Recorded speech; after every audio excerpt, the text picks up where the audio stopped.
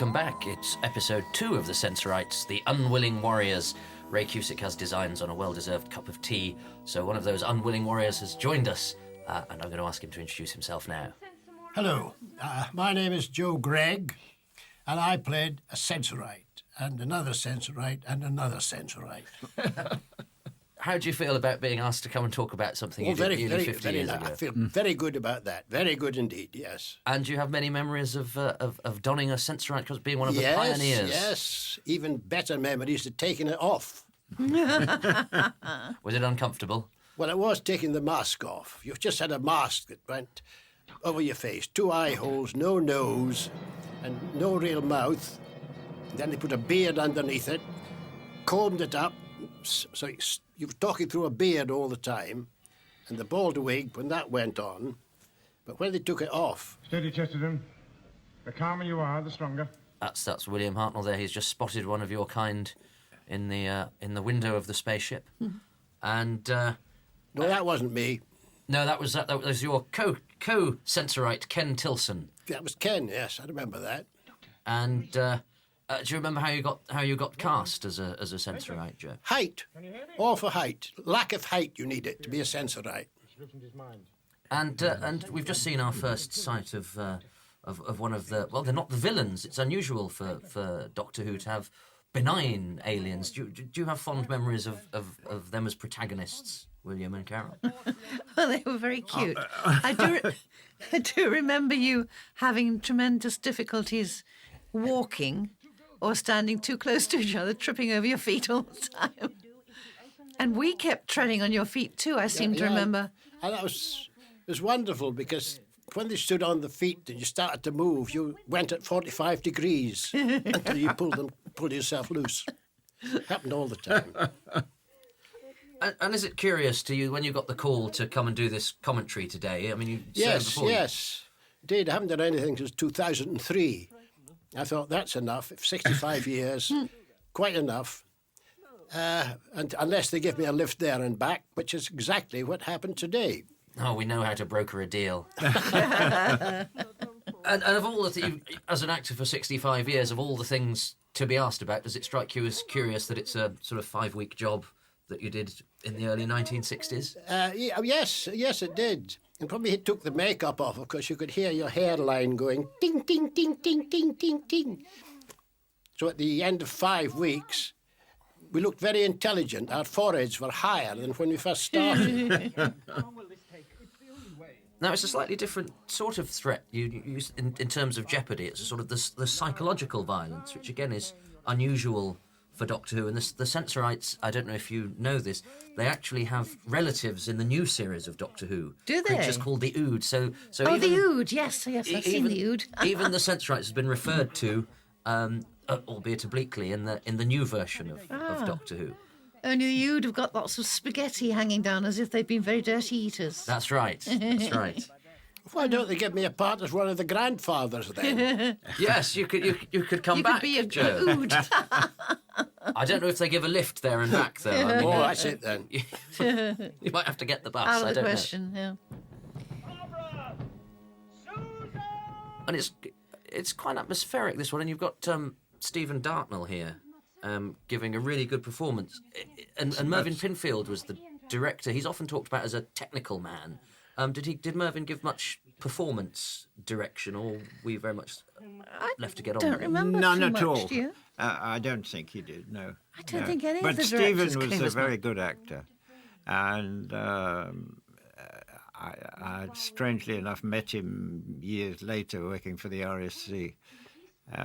We were in Mark Rylance performance as Hamlet. He was Horatio and you were the ghost. And I was the ghost and the father, yes, that's right. Had you seen him in between that time? I hadn't. No, it was he reminded me. He reminded me that we had worked together. And There are those feet. That's There. twinkle He's standing on him. toes. He's Twinkle standing on his toes. That's it. I cannot understand how they managed to do that. It's an absolutely baffling moment because What, the the design, feet you are mean? dreadful. Yes. Dreadful. And, you know, everybody knew the rest of the makeup was rather good and strange. But I noticed that, I think in the whole 6 episodes, that's the only time you see the feet. Yeah, I don't think you absolutely. see. I don't think you see them again. No. but I think that was an executive Well, decision. that was to enough. Keep away from them. Oh, they did. Yeah, I think you saw them in the later episode when I was on with someone and I forgot a word. Yes. I was saying, Doctor Who has the antidote. And at the rehearsal, I'd said, Doctor Who has an anecdote. And I told her, not really very rude, but I told a story at the rehearsal. And when we actually got to it in the show, I was standing there and I said that Doctor Who had the antidote. And I said to the Verity Lambert, I said, do you want to... That was live, wasn't it, when we did it? Well, it was as No. live. You didn't. Yeah. It was. Because that's live, yeah. And so I said, do you want to do a retake there for in case you get this repeated? And she said, what? Why? I said, well... She said, I thought it was a lovely bit of business there. So it was in. So we've got to watch out for you patting your Back in my stomach. dum-dum, you sit in with standard on with my flat feet. That was the inspiration of adrenaline. Well, we'll look out for that Maybe that's the way later they episode. thought, by patting their tummies. Yeah. But you thought that was a mistake, William, sort of closing their entrance. Oh, I thought it was closing off on their disastrous. feet. Yes. I mean, you know, Twinkle Toes. Twinkle Toes Sensorites. I mean, the rest of it was rather wonderful, I thought. Well, except the baby grows, I think they could have gone. You know, Could have been something else. That was Other than baby grows. a Actually, mistake, I in the first scene, you see that one of the baby grows is not actually zipped up at the back. I know. Did you notice that? Yes. And somebody must have gone in there very quickly because the rest of it was okay. Well, whilst they're developing their psychic powers, they neglect to dress themselves. Oh, I think right. that's... But it That was could have been unusual interesting. because Daphne was so good at She was, yes, costumes. yes. She was brilliant. Yes. And I mean, I don't know whether the money ran out That at that was my point thought. or something That was like exactly my thought. Yeah, well, we're in the latter half of the season, so Yeah. so Yeah, maybe yeah. necessity was the mother of a lack of invention. Yes, Yeah, maybe. He's a mineralogist. You see? Makes sense. John mumbling something about riches. I think he must have discovered something that the Sensorites wanted to keep secret. So they silenced him and kept all of you prisoners about their planet. I see. And now they're trying to do the same to us. Now, William Hartnell here, there's much talked about. In fact, you alluded to it, Joe, about stumbling over lines or making mistakes. There's much talked about William Hartnell sometimes being unsure of his lines or stumbling, and there's an argument that actually a lot of it's characterisation. You know, a lot of that vagueness, I mean, that was him playing the Doctor, wasn't Oh, it? yes, It wasn't all yes. Oh, yes. an Certainly. actor having difficulty. He was actually, the Doctor was supposed to be this slightly absent-minded fellow. I think a lot of it was mischievousness as well, because I remember in some other stories that we'd done, he did actually delight in changing a few words here and there. Oh, yes, he did. And what sort of sense of humour did he have? Because it's often talked about, he... Oh, terrific. what sort of things made him laugh and set him off? I think sort of little word things, I think. Yeah. Do you remember him well, Joe? William Hartnell? Yeah, oh, did very well. I knew him before the Doctor Who. And you'd worked with him, or just you knew his work? I knew his work very well, because he used to play a lot of baddies. But Yes, wonderfully. but he didn't In have any Brighton makeup. Rock. Oh, lovely. Marvellous. Very good he was. And his sergeant majors. Yes, I used to have long chats with people I'd seen in films and things. I probably talked to you about that as well. When you were you when you were did. at Russell Enoch. Yeah. That's true. And he must have been thrilled, William Hartnell, because as an actor, if you're always cast as one thing, you want to do the other. So having had decades of being these rather tough guys, to be this wizard almost, was that Did he something not do jumped quite a at? lot of Shakespeare as well, Russ? I think Bill took it very, very seriously, as we all did. What, Doctor Who? Yes. Oh, yes, I mean, I absolutely. don't think he sort of fooled around with Doctor Who at all. No, I mean I think he was very dangerous, and that was one of his qualities, that he could become suddenly very dangerous and uncomfortable. Flash. It was very effective. Well, an unpredictable hero, which Doctor Who, fair to say, probably isn't so much now, because you were the sort of heroic character, weren't you? No, I was the action man. Yes, And a very delicious action man you were too, Russ. Thank you. In those days, I mean, I didn't actually have much to do in this one because. It was very good from Bill's point of view. It was interesting. He was really involved. He solved the problems. Yeah. You saw what he was doing, and then he had a row with Carole. That was a first, probably the one and only. It was, yes, but it was very good. I mean, it was good for both of you. It was very good for me. This one, very good for me. And I think he enjoyed it very much. This one, Bill. There's just been an interesting thing that wouldn't normally happen here, because quite often they split you up so that you take different strands of the story. Yes. But Ian, the science teacher, has just had to express ignorance of what molybdenum was for the benefit of the audience, which... Does it normally exist? You would... Yes. Oh, yes, it is an actual mineral. Oh. Well, was it known about? I mean, should a science master have known about it? I think not in a programme like this. No, I don't think so. I don't think so. And this is the set that you and Jacqueline Hill were directed to walk around more slowly than you normally to make would, it seem to make bigger it seem a bit bigger. Yes. But it had quite a... when I watched it again, I really felt it had... it does have atmosphere. It does. It has because a solid of the silence quality to it. and just a little bit of music and these things. It was good, the Sensorite. I think, it's pace. It's interesting that it's pace, and I think because Mervyn Pinfield maybe was a director of a slightly older school than some of the younger directors that you had in, it has a slightly old-fashioned quality about it in its slowness of its pace, which actually gives it that atmosphere. Yes. Everything is all a bit too rushed now, isn't it? And it gives people time to think, what's coming next? What was all that about? You don't have time to think. You don't. Or breathe hardly. Well, because you're waiting for something to come around the corner. Yes. Because the silence. That's right. Yeah.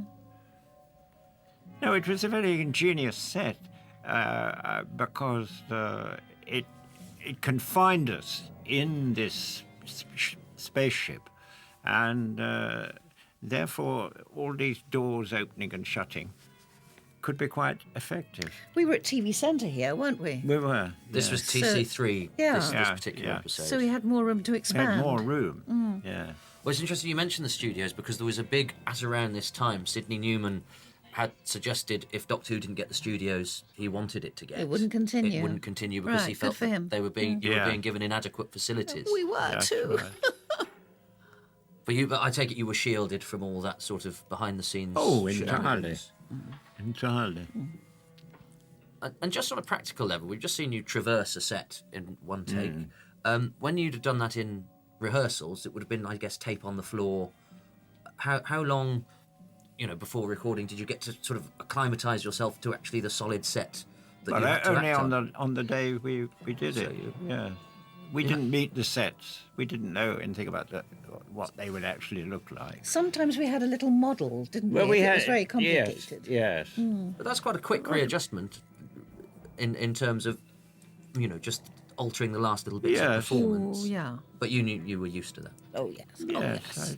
We were very quick, weren't we, darling? On the ball. Yeah. God, you had to be.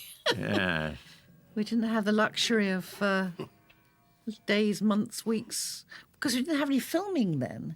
I mean, it was all done as live. Yes, so it we, was. We didn't get that much rehearsal, really. Yeah. And what did you think when you were first confronted by the sight of the new monsters? Oh, for I this thought they were story? very good. They're terribly funny. I possibly questioned the very first appearance myself now. What, through the window or Sort actually? of like little something popping up on the windscreen of a car. I didn't know. I think it could have been a little more terrifying, that moment. I'm thought they were very wobbling all the cuddly. time, like I do nowadays. Is one of these you? This was practiced, that. Yeah. Now Yes, I do it all the time anyway. Do you know which one is you here? Yes, You, fat you one. do. The fat one. The little one. The little one. They're all little. Joe is. I think Joe is at the front here. Yeah. How Jo- do we lock the doors? Please, try and concentrate. And interesting, Jacqueline Hill, I mean, gives a marvellous performance here. always. It's interesting, when I watched some of these old episodes with John Bailey, you're talking about. John Bailey comes later. Yes, he's He's in in the episode last 6. episode. Yeah. Who? Oh, the Lorne Cassette is playing Captain Maitland, who's an actor that worked in Britain in the 60s and then in Canada in the 80s. Yes. Do you remember much about Lorne? He's I don't remember. I thought he was very good in his part. No, Why not? actors generally liked performing in Doctor Who. Oh, yes, absolutely. Oh, I think so, yeah. We had some good visiting actors.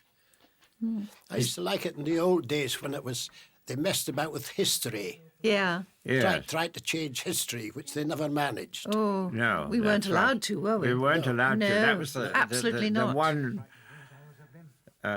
bar we couldn't climb over. Yeah. Well, there was you. I mean, you generally alternated in this first year between a Yes. historical Yes. and a Yes. science we did, fiction. yeah. Beginning to clear now. Never understood why it had to be such a violent movement there on that Yes. door opening Bolt the thing. door, John. Bolt it. No, before it was Jacqueline Hill that I was referring to about being splendid. And I watched some of these early episodes with my wife, and Yeah. and she said that for something made in the 60s, she was astonished at how modern the performances in Doctor Who were. Certainly what drew me to it as a kid, and that's what made me want to be an actor. I guess it's something to do with everyone's utterly believable, and you have to believe in it 100%. Well, if you don't, you start giggling. Yeah. You've got to That's believe in right. it. And I think the thing is, the four of us were very much a unit, weren't we? Yeah. I think we worked very well with each other. Yeah, there's a, and this is a great story for you. For Carole. me, yes, yeah. Would you have liked Yeah, to have done for more change. of this? Oh, yes. unearthly? No, Oh, yes. he would have liked to have done more. I think we should try and contact them. Are you two feeling better now? Much better. Oh, I don't know what happened, but I'm certainly feeling better now. I'm sure it's no coincidence that the Sensorites attacked you as soon as you discovered molybdenum. Yes, but they won't agree to that. Agreed? What? What are you talking about, child? I'm sure they'll talk to you about it. Susan, what is it? All right, I'll ask them. I never liked the back view of the Sensorites. The back view with that. With a zip. Is it? Yeah. You mean to say you've made contact with them? Yes. Well, of course we should see them. And this is you have a psychic power now because A psychic moment. you, Carole, you are not, as you say, you are not a companion. You are the granddaughter. Thank you of for that. Doctor Who. Thank you for that. And so suddenly we have these psychic powers, and they're writing you more of as the unearthly child who came into the series. As I wanted it to be in the beginning, yeah, more strange, less human. And you do it brilliantly, and it's very Thank you. ethereal and. Oh, thank you. And Here did we are. you find as a grown woman playing a child, did you find you were treated like that sometimes? Was that Oh, what you were yes. trying to burst out of as well? Oh, yes, yes. It was a rod that I made for my back, I'm afraid, yes. Well, I mean, Bill used to treat me as if I was a 15-year-old. He let the character spill out into reality there. He was always giving me all sorts of grandfatherly words of advice as to how to live my life, You know the answer to that. which weren't always welcomed. We are not interested in it. Now you're quite softly spoken, aliens, Joe. Oh, yes. We were told to speak softly because noise You used don't to like noise. drive us mad. Told of the fearful affliction. We shall Mind you, you'd always get a mouthful of whiskers when you were talking. I bet you did. Some of us smoked in those days, and we were supplied with cigarette holders during the rehearsal. Yes, we were. Have you got any photos of you But being the only no thing was coward when you breathed Sensorite? out, smoke came out through the eye hole. So you had tears in your eyes most of the time. God. And I assure you, I remember somebody sitting in a Dalek smoking, with the smoke coming out of the grills. What do you propose to do? We intend taking you Won't be allowed to smoke in a studio today. No way, no way. but we do not wish to harm you in any way. Since we've met you, we have no wish to harm you. Now, it's interesting that But you must get off this ship. the baddies in this actually turn out to be John Bailey and humanity. Yeah, Yeah, that's right. That's right. And Doctor Who's a show that... Do you see it as a show that has an inherently liberal streak? I mean, he fights against evil or whatever, but there's always, you know, this story, interesting, was designed to show an alien race that wasn't aggressive. How do you feel that Doctor Who 2 is a show, or are we reading too much into it and it's just an adventure? Well, I think you are. I mean, I think they were written and accepted for their adventurous quality. I mean, Yeah. that was what's behind it, really. I don't think there were any political thoughts in those days. What do they mean? Decide. And look at William Hartnell there holding his lapels. He Very typically. told Peter Purvis always do stuff with your hands up close to your face because it was television. Right. they might try and control your mind, my child. So you'd like to watch and learn an actor like William Hartnell, Joe, you know, coming, you were talking about talking to actors that you'd seen and admired. Oh, yes, yes. I like working with all actors, but the ones I know makes it much easier. Yeah. Because I've known, on the stage, been known to ad-lib quite a lot. And you can do that on television as long as you know who you're talking to. Did you ever get into trouble for ad-libbing then, when you shouldn't have done? Not really, no. I used to get asked, why didn't you keep that in? The exact opposite to that of a cat. Because I used to, a fast wit, I used to. Enormous in light. The conclusion being that they would contract in darkness. Exactly. And that is our best weapon. It's very convincing as a quick mind, isn't he, William Hartnell? Yeah. I mean, he's, Yeah. Did you stay in touch after you'd left the show with... No, actually, no, not at all. Did you? No, I didn't. How can you be sure that the Sensorites will be frightened? I think that's a strange thing, really, about actors, that they come together, and we actually did form, as Carole says, a very congenial little group of performers. And but afterwards, It's as if it you never just was. you move on to another immediately onto another thing. I But think. then if you should meet each other years in the future, Yes. it's as if the time hasn't passed. You still feel the affinity and are very That's pleased right. to see each other. And was there a break between... Because obviously now you two have seen each other quite a lot for DVD Yes, commentaries yeah. and things like that. But I guess it took a while for Doctor Who for conventions to strike up. So was Doctor Who something you'd sort of forgotten about and then were brought back into, or has it always been there as part of your life? Well, I was always being asked to do charity things. You know, every weekend seemed to be taken up with opening something or whatever. So, yeah, it was part of my life from the beginning, I suppose. In fact, I got quite shirty about it. Yes, you did. I did, yeah. Leave me alone. It's just another part. It's finished now. On to other things. But in the end, I sort of got this sort of, if you can't beat 'em, join 'em attitude. So then I embraced the conventions and the interviews and whatever. Well, we are going to go on to other things. We're going to go on to episode 3. And we'll see you there.